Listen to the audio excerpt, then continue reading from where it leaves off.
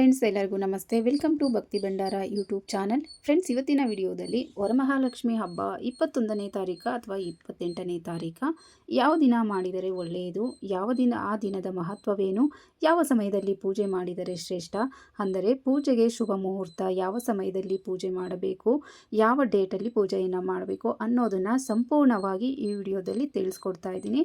ವಿಡಿಯೋವನ್ನು ಎಲ್ಲೂ ಸ್ಕಿಪ್ ಮಾಡದೆ ಕೊನೆ ತನಕ ವಿಡಿಯೋವನ್ನು ವಾಚ್ ಮಾಡಿ.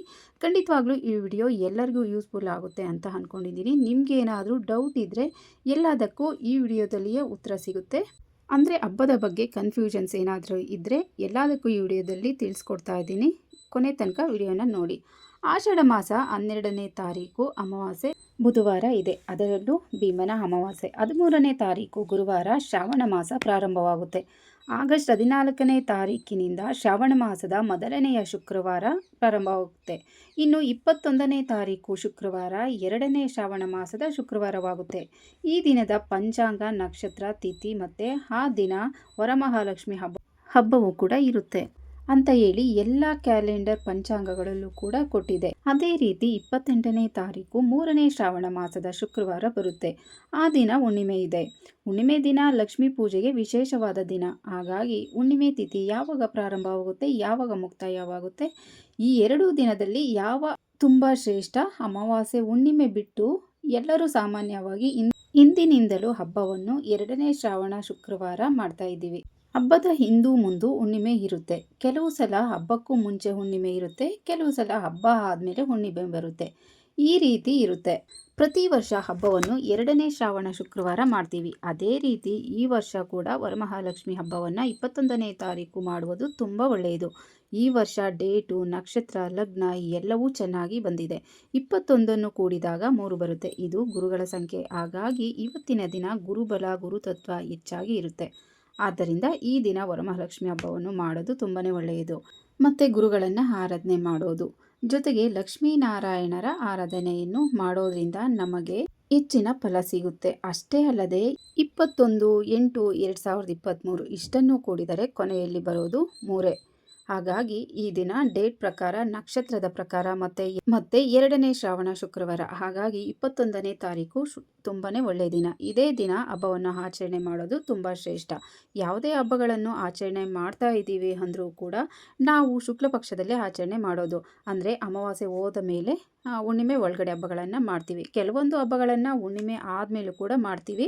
ಅದರಲ್ಲೂ ಒಂದೆರಡು ಗಣೇಶ ಅಂದರೆ ಸಂಕಷ್ಟಹರ ಚತುರ್ಥಿ, ಸತ್ಯನಾರಾಯಣ ಪೂಜೆ, ಇಂತಹ ಹಬ್ಬಗಳು ಹುಣ್ಣಿಮೆ ಹೋದ್ಮೇಲೆ ಕೂಡ ಮಾಡ್ತೀವಿ. ಹೀಗೆ ಇನ್ನು ಆಗಸ್ಟ್ 21ನೇ ತಾರೀಕು ನವಮಿ ತಿಥಿ ಇರುತ್ತೆ. ಆಗಸ್ಟ್ 20ನೇ ತಾರೀಕು ರಾತ್ರಿ 9 ಗಂಟೆ 18 ನಿಮಿಷದಿಂದ ಆಗಸ್ಟ್ 21ನೇ ತಾರೀಕು ರಾತ್ರಿ 11:30 ತನಕ ನವಮಿ ತಿಥಿ ಇರುತ್ತೆ. ಆಗಸ್ಟ್ 20ನೇ ತಾರೀಕು ಬೆಳಗ್ಗೆ 9 ಗಂಟೆಯಿಂದ ಅನುರಾಧ ನಕ್ಷತ್ರ ಪ್ರಾರಂಭವಾಗುತ್ತೆ. ಆಗಸ್ಟ್ 21ನೇ ತಾರೀಕು ಬೆಳಗ್ಗೆ 11 ಗಂಟೆ 50 ನಿಮಿಷದವರೆಗೂ ಅನುರಾಧ ನಕ್ಷತ್ರ ಇರುತ್ತೆ. ಅನಂತರ ಜ್ಯೇಷ್ಠ ನಕ್ಷತ್ರ ಪ್ರಾರಂಭವಾಗುತ್ತೆ. 22ನೇ ತಾರೀಕು ಶನಿವಾರ ಮಧ್ಯಾಹ್ನ 2 ಗಂಟೆ 40ರವರೆಗೂ ಜ್ಯೇಷ್ಠ ನಕ್ಷತ್ರ ಇರುತ್ತೆ. ಅಂದರೆ ಬೆಳಗ್ಗೆ ಪೂಜೆ ಮಾಡುವವರೆಗೆ ಅನುರಾಧ ನಕ್ಷತ್ರ ಇರುತ್ತೆ, ಸಂಜೆ ಪೂಜೆ ಮಾಡುವಾಗ ಜ್ಯೇಷ್ಠ ನಕ್ಷತ್ರ ಇರುತ್ತೆ. ಹಾಗಾಗಿ ತುಂಬ ಒಳ್ಳೆಯ ದಿನ. ಅದಲ್ಲದೆ ಈ ದಿನ ಸರ್ವಾರ್ಥ ಸಿದ್ಧಿ ಯೋಗ ಕೂಡ ಇದೆ. ಆಗಸ್ಟ್ 20ನೇ ತಾರೀಕು ಬೆಳಗ್ಗೆ 9 ಗಂಟೆಗೆ ಪ್ರಾರಂಭವಾಗುತ್ತೆ. 21ನೇ ತಾರೀಕು ಬೆಳಗ್ಗೆ 11 ಗಂಟೆ 50 ನಿಮಿಷದ ತನಕ ಇರುತ್ತೆ. ಬೆಳಗ್ಗೆ ಬ್ರಾಹ್ಮಿ ಮುಹೂರ್ತದಲ್ಲಿ ಪೂಜೆಯನ್ನು ಮಾಡುವಾಗ ಸರ್ವಾರ್ಥ ಸಿದ್ಧಿ ಯೋಗ ಕೂಡ ಇರುತ್ತೆ. ಎಲ್ಲ ರೀತಿಯಲ್ಲೂ ಕೂಡ 21ನೇ ತಾರೀಕೆ ಮಹಾಲಕ್ಷ್ಮಿ ಹಬ್ಬ ಮಾಡೋದಕ್ಕೆ ತುಂಬಾ ಪ್ರಶಸ್ತವಾಗಿದೆ. ಹಾಗಾಗಿ 21ನೇ ತಾರೀಕೆ ಹಬ್ಬವನ್ನು ಮಾಡಿ. ಇನ್ನು ಈ ದಿನದ ಪೂಜೆಯ ಶುಭ ಮುಹೂರ್ತ ಕೂಡ ತಿಳಿಸ್ಕೊಡ್ತೀನಿ. ಲಕ್ಷ್ಮೀ ಪೂಜೆಗೆ ಸಿಂಹ ಲಗ್ನದ ಮುಹೂರ್ತ ತುಂಬ ಶ್ರೇಷ್ಠ ಅಂತ ಹೇಳ್ತಾರೆ. ಹಾಗಾಗಿ ಬೆಳಗ್ಗೆ 5 ಗಂಟೆ 40 ನಿಮಿಷದಿಂದ 8 ಗಂಟೆ 10 ನಿಮಿಷದ ತನಕ ಪೂಜೆಯನ್ನು ಮಾಡ್ಕೊಳ್ಬೋದು. ಅಂದರೆ ಕಳಶ ಸ್ಥಾಪನೆಯನ್ನು ಮಾಡ್ಬೋದು. ಸಂಜೆ 5 ಗಂಟೆ 30 ನಿಮಿಷಕ್ಕೆ, ಅಂದರೆ 30 ನಿಮಿಷದಿಂದ 8 ಗಂಟೆ 30 ತನಕ ಪೂಜೆಯನ್ನು ಮಾಡಬಹುದು. ಅಂದರೆ ರಾತ್ರಿ ಪೂಜೆ ಮಾಡುವವರು ಈ ಸಮಯದಲ್ಲಿ ಪೂಜೆಯನ್ನು ಮಾಡ್ಕೊಳ್ಬೋದು. ಸಂಜೆ 5:30ರಿಂದ ರಾತ್ರಿ 8:30ರವರೆಗೂ ಸಮಯ ಇರುತ್ತೆ. ಇಷ್ಟರಲ್ಲಿ ಪೂಜೆಯನ್ನು ಮಾಡ್ಕೊಳ್ಬೋದು. ಆವತ್ತೇ ವಿಸರ್ಜನೆ ಮಾಡೋರು ರಾತ್ರಿ 9 ಗಂಟೆ ಮೇಲೆ ಕಳಶವನ್ನು ಕದಲಿಸಿ ವಿಸರ್ಜನೆಯನ್ನು ಮಾಡಬಹುದು. ಇನ್ನು 3 ದಿನ ಕಳಶ ಇಡೋರು ಶನಿವಾರ ರಾತ್ರಿ ಕಳಶ ಕದಲಿಸಿ ಭಾನುವಾರ ವಿಸರ್ಜನೆಯನ್ನು ಮಾಡಬಹುದು.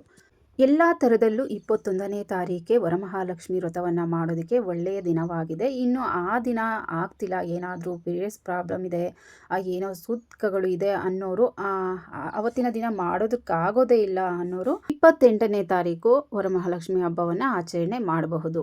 21ನೇ ತಾರೀಕು ಏನು ಅಡೆತಡೆಗಳಿಲ್ಲ ಹಬ್ಬವನ್ನು ಮಾಡೋದಕ್ಕೆ ಅನ್ನೋರು 21ನೇ ತಾರೀಕು ಹಬ್ಬವನ್ನು ಆಚರಣೆ ಮಾಡಿದ್ರೆ ತುಂಬಾ ಶುಭ ಫಲ ಸಿಗುತ್ತೆ ಅಂತಲೇ ಹೇಳ್ಬೋದು.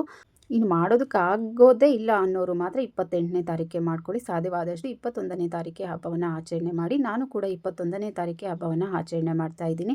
ಫ್ರೆಂಡ್ಸ್, ಈ ಮಾಹಿತಿ ನಿಮಗೆಲ್ಲ ಇಷ್ಟ ಆಗಿದೆ ಅಂತ ಅಂದ್ಕೊತೀನಿ. ಇಷ್ಟ ಆದರೆ ಪ್ಲೀಸ್ ಒಂದು ಲೈಕ್ ಮಾಡಿ, ಹಾಗೆ ನಿಮ್ಮ ಫ್ಯಾಮಿಲಿ ಫ್ರೆಂಡ್ಸ್ಗೂ ಶೇರ್ ಮಾಡಿ, ಹಾಗೆ ಸಬ್ಸ್ಕ್ರೈಬ್ ಮಾಡ್ಕೊಂಡು ಸಪೋರ್ಟ್ ಮಾಡಿ. ಮತ್ತಷ್ಟು ಮಾಹಿತಿಗಾಗಿ ಥ್ಯಾಂಕ್ ಯು ಫಾರ್ ವಾಚಿಂಗ್.